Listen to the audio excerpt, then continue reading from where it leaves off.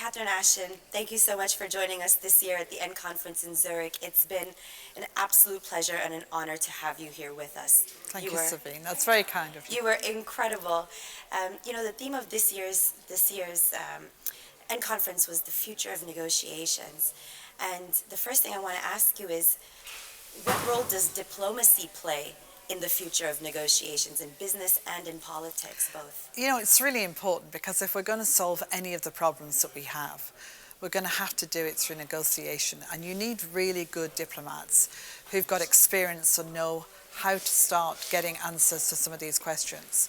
We're going to have to look at everything from how we resolve climate change to what we do about long-standing conflicts, some that have been raging for a long time, others that you might call frozen, that need to be resolved. So there is a big future for diplomacy and diplomats, and negotiation is going to be the tool that they use.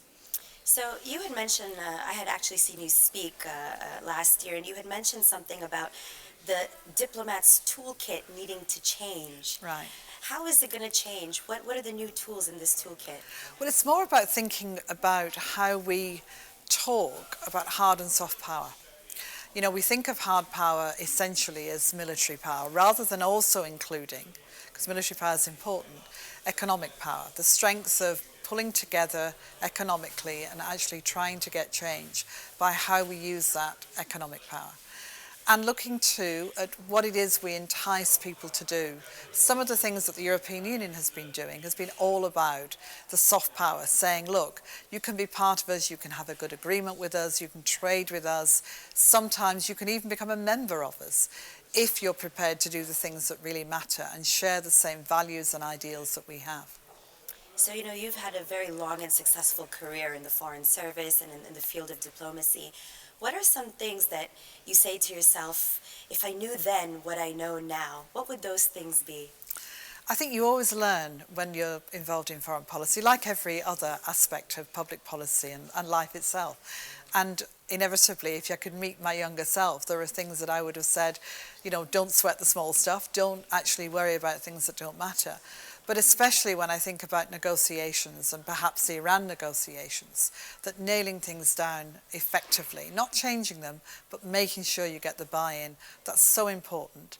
And making sure too that we don't wait too long to tackle issues that are growing every day in importance, and making sure that we look more effectively at what we could do to stop things happening. Prevention is much better than cure.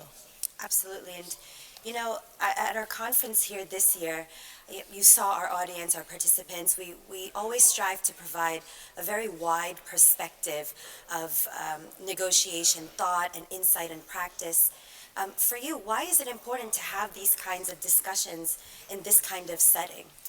What's so wonderful is when you bring together people who are involved one way or another in negotiation, whether it's in public policy or corporate life, anywhere in life, anywhere in the world, and actually get them to talk to each other, informally as well as formally. I'm a great believer in the informal. And then put together practitioners, theoreticians, academics, those who've been engaged both practically but also have thought a lot about how this all works. It's a really, really important mix, and everybody gains, everybody learns. I certainly did. And what were some of your impressions about the END Conference here today? What were some highlights for you? I think listening to where the academic meets the practical, some of the people that you've got here as well, experiencing and talking with them about what they're actually doing and the concerns that they have. And just, in a sense, having the space and time for people to be able to work together and think about what it is they do probably every day, and the importance of reflecting and pausing and reviewing what they're doing. You mentioned that you are a lifelong learner. What are some things that you do or read or look for in order to continuously improve and sharpen your own negotiation skills?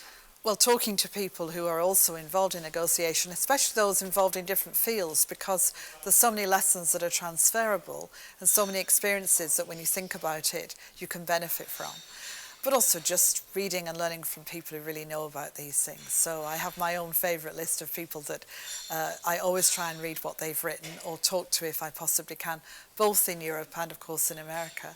And keeping in touch also with old friends, some of whom are still continuing to do the work and learning what they've discovered in recent times.